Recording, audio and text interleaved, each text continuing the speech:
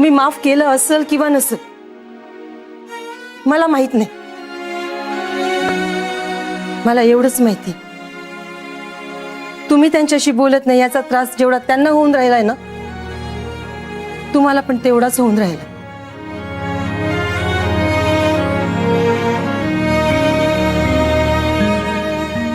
आणि ते दिसते तुमच्या डोळ्यात.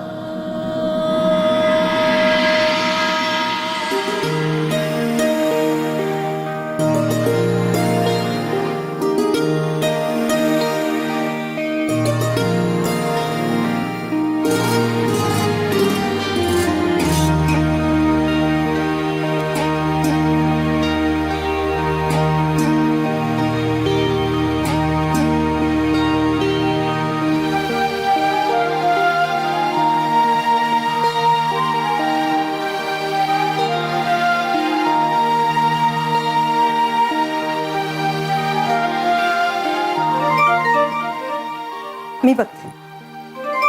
काकूंचाच फोन आहे. हॅलो काकू. हो काकू, झाली पूजा आणि खूप छान झाली. हो हो देते ना, एक मिनिट. काका, काकूंचा फोन. हॅलो. हा, उपवास केलास ना? कर कर. अगं मी काय म्हणतो, पुरुषांचा पण उपवास असतो काय? नाही नाही, काही नाही काही नाही. ते मला आणि अण्णांना अजून नाश्ता दिला नाही म्हणून विचारतोय. देते देते, सकाळीच नाश्ता तयार करून ठेवलाय. काकू काळजी करू नका. ऐकलंस ना? हा चल ठेवतो. शकू, चल नाश्त्याची तयारी करायची.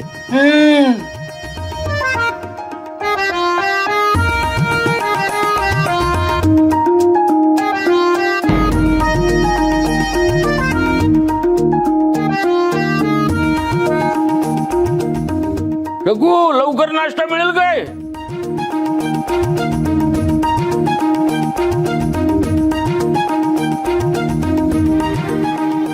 अण्णा चला नाश्ता करू. चला या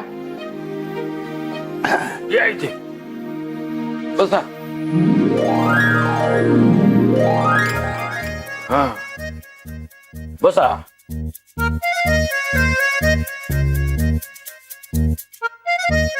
केतकर, आता विरारला परत जावं लागणार. काय अण्णा, आमचा काय कंटाळा आला की काय? हो नाही नाही नाही, गिरगावला चाळीत आमच्याकडे गणपती असायचा. यंदा विरारला तो पहिल्यांदा बसणार आहे. हो ना रे जय? हो. आणि केतकर, तुम्ही दर्शनाला यायचं. अरे हे काय सांगायचं झालं? येणार, नक्की येणार. तसंही 2 दिवस ही नसणार आहे. केतकर, तुम्हाला सांगतो, चाळीत गणपतीत अगदी वेगळंच वातावरण असतं, उत्साह असतो नुसता. या चाळीनीच खरं तर मुंबई संस्कृती जपून ठेवले. हो अगदी बरोबर. मग अण्णा. जय, आदिती, मला नको.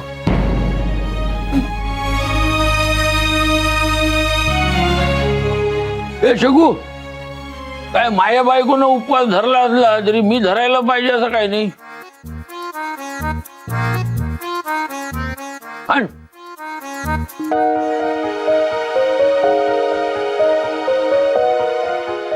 आदिती, चल ना, ऑफिसला जायला उशीर होईल ना.